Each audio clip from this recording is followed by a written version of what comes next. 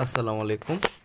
পঞ্চম শ্রেণীর শিক্ষার্থীদেরকে আজকের বাংলা ক্লাসে স্বাগতম জানাচ্ছি। শিক্ষার্থীরা, আজকের বাংলা ক্লাসে তোমাদের পার্ট ওয়ান অর্থাৎ পার্ট একের বৈচিত্র্যময় বাংলাদেশ।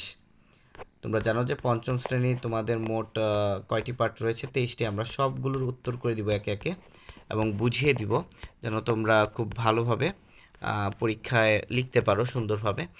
সো পঞ্চম শ্রেণীর শিক্ষার্থীদের জন্য আমরা প্রথম অধ্যায় অর্থাৎ বৈচিত্র্যময় বাংলাদেশের অনুশীলনীতে চলে যাব সরাসরি। আমরা পরবর্তীতে তোমাদের ট্রাই করব গল্পটা সহ বুঝিয়ে দিতে, কিন্তু আজকে আমরা শুধু অনুশীলনীটা সমাধান করব। তো অর্থ জেনে নেই। অর্থগুলো অবশ্যই অংশ হিসেবে তুমি ধরে নিতে পারো, কারণ এইগুলোও খুবই গুরুত্বপূর্ণ। তো অর্থগুলো কী কী দেখো। উদযাপন অর্থ হচ্ছে পালন করা, মানে কোনো কিছু পালন। ক্ষুদ্র জাতিগোষ্ঠী হচ্ছে আলাদা সাংস্কৃতিক বৈশিষ্ট্য সম্প্রদায় আর কি, সম্পূর্ণ সম্প্রদায়। বাংলাদেশের ক্ষেত্রে ধরতে পারো চাকমা, মারমা, তারা আর কি। জীবিকা নির্বাহ মানে হচ্ছে জীবনযাপন। তারপরে ট্রাক্টর, চাষের কাজে ব্যবহার করা হয় এমন যান্ত্রিক লাঙ্গল। বৈচিত্র্য, নানান ধরন। তারপর হচ্ছে স্বাচ্ছন্দ্য, তুমি বলতে পারো আরাম, ঠিক আছে। হাঁড়ি কুড়ি, হাঁড়ি কুড়ি মানে হচ্ছে হাঁড়ি বা কলসি। আর হাফর, হাফর মানে হচ্ছে কামারের চুল্লিতে হাওয়া দেওয়ার নলযুক্ত চামড়ার তৈরি থলে। তোমরা কামারের চুল্লি দেখেছো কিনা জানি না, সেখানে একটা চাপড়ার থলি থাকে যেটা হচ্ছে সেই চুল্লি বলতে চুলাতে তাপ দেয়।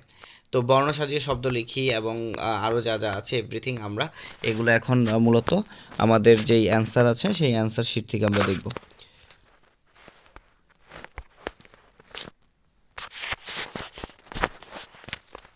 সো আমরা অ্যান্সার শিটে চলে আসছি। আমরা এখান থেকে দেখার চেষ্টা করব। তো আমাদের প্রথমেই বর্ণ সাজিয়ে শব্দ লিখি। দেখো, মিস জন্ম, এইটা মানে এটা হবে হচ্ছে জন্মভূমি, এখানে ভুল আছে। তারপরের অ্যান্সারটা হবে হচ্ছে তোমার বৈচিত্র্য, ঠিক আছে। এটাকে আমরা সাজিয়ে আমরা রিঅ্যারেঞ্জ করলে আর কি যেটা পাই আর কি, বৈচিত্র্য। তারপর হচ্ছে তোমার জাতিগোষ্ঠী হবে, এই বানানটা আসলে জাতিগোষ্ঠী বুঝাইতে চাইছে। বর্ণগুলো সাজিয়ে শব্দ আমরা লিখলে এটা হচ্ছে শারীরিক। তারপর এটা হচ্ছে সম্প্রীতি। তো এখানে যেই বিষয়গুলো আছে এগুলোকে আমরা রিঅ্যারেঞ্জের মতো করলে এই উত্তরগুলো পাচ্ছি। এরপর আমরা শব্দ নিয়ে খালি ঘর পূরণ করি। এখানে আমরা দেখি এদেশে আছে নানা ধরনের উৎসব। তারপর হচ্ছে বৈচিত্র্য আর ভিন্নতাই সমৃদ্ধি করেছে দেশকে। রেললাইন, রেললাইন ধরে চলে রেলগাড়ি। তারপর হচ্ছে সাংরাইদের রয়েছে তোমার হচ্ছে রাখাইনদের রয়েছে সাংরাই, আর চাকমাদের বিজু উৎসব। মানুষ যে ধরনের কাজ করে জীবিকা নির্বাহ করে সেই কাজ তার পেশা বলে, ঠিক আছে।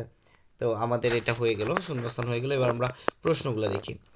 বাংলাদেশ ছাড়াও মানে বাংলা ছাড়াও বাংলাদেশে আর কোন কোন ভাষার মানুষ কথা বলে? বাংলাদেশে বাংলা ছাড়াও চাকমা, মারমা, তারপর হচ্ছে ককবরক, তারপর হচ্ছে ওরাও, মান্দি, সাঁওতাল ইত্যাদি ভাষায় মানুষ কথা বলে। বাংলাদেশে কি কি উৎসব উদযাপন করা হয়? বাংলাদেশে মুসলমানদের ঈদ উল ফিতর ও ঈদ উল আজহা, হিন্দুদের দুর্গা পূজা, বৌদ্ধদের বৌদ্ধ পূর্ণিমা, খ্রিস্টানদের বড়দিন উদযাপিত হয়। এছাড়া পহেলা বৈশাখ, রাখাইনদের সাংরাই এবং চাকমাদের বিজু উৎসব পালিত হয়। তারপর হচ্ছে সড়ক, নদী ও আকাশপথে কী কী বাহন দেখা যায়? সড়ক পথে বাস, মোটর গাড়ি, রিক্সা, তোমার হচ্ছে সাইকেল দেখা যায়। তারপর হচ্ছে নদী পথে নৌকা, লঞ্চ, জাহাজ এবং আকাশপথে উড়োজাহাজ দেখা যায়। এছাড়া রেল লাইনে ধরে চলে রেলগাড়ি। তারপর বলছে কোন পেশার মানুষ কি কাজ করে? কৃষক মাঠে ফসল ফলান। কৃষক আমরা সবাই জানি মাঠে ফসল ফলান। জেলেরা জাল দিয়ে মাছ ধরেন। তারপর হচ্ছে কামার আগুনের সাহায্যে লোহার জিনিস তৈরি করেন। তারপর হচ্ছে কুমার মাটির হাঁড়ি কুড়ি তৈরি করেন এবং তাঁতি কাপড় বোনেন। এরপর আমরা চলে যাব বৈচিত্র্য কীভাবে বাংলাদেশকে সুন্দর করেছে। বাংলাদেশে বিভিন্ন ধর্মের, ভাষার ও পেশার মানুষ একে অপরের সাথে মিলেমিশে বাস করে। এই যে মানুষের পেশা, মানে পোশাক, চেহারা এবং জীবনযাত্রার ভিন্নতা, এই বৈচিত্র্যই মূলত বাংলাদেশকে একটি সুন্দর ও সমৃদ্ধ দেশ পরিণত করেছে। এবার বলছে প্রশ্ন তৈরি করি, কে, কারা, কি, কেন, কোথায়, কিভাবে, এটা দিয়ে। আমাদের দেশের নাম কি? ঠিক আছে। ক্ষুদ্র জাতিসত্তার মানুষেরা কোথায় বাস করে? কে লোহার জিনিস তৈরি করেন? আমরা কিভাবে লোহার জিনিস তৈরি, মানে কামার কিভাবে লোহার জিনিস তৈরি করেন, কিভাবে দিয়ে আমরা প্রশ্ন করলাম। বাংলাদেশে কারা মিলেমিশে বাস করে? তারপর হচ্ছে মানুষ কেন যানবাহন ব্যবহার করে? বাংলা নববর্ষ কখন উদযাপিত হয়? এবার আমাদের শব্দের খেলা, নমুনা সমাধান আমরা এখানে দেখতে পাচ্ছি। সংগ্রাম, মচমচে, চালাকি, কৃষক, কামার, তারপর হচ্ছে রিক্সা, শান্তি, তাঁতি, তরুণ, তারপর হচ্ছে নদী তীর, তারপর রেলগাড়ি, ঘর, রাখাইন নৌকা, কুমোর ইত্যাদি। তো এই খেলায় শব্দের শেষে যদি কার চিহ্ন থাকে, হ্যাঁ, যেমন ঋষিকার, দীর্ঘিকার, আকার থাকে, সাধারণত মূলত ব্যঞ্জন বর্ণটিকেই পরের শব্দের শুরুতে ব্যবহার করা হয়। অর্থাৎ আমি যে বিষয়টা বুঝাইছি যে এইখানে তোমার হচ্ছে দেখো কার চিহ্ন মচমচে আছে, তাই না?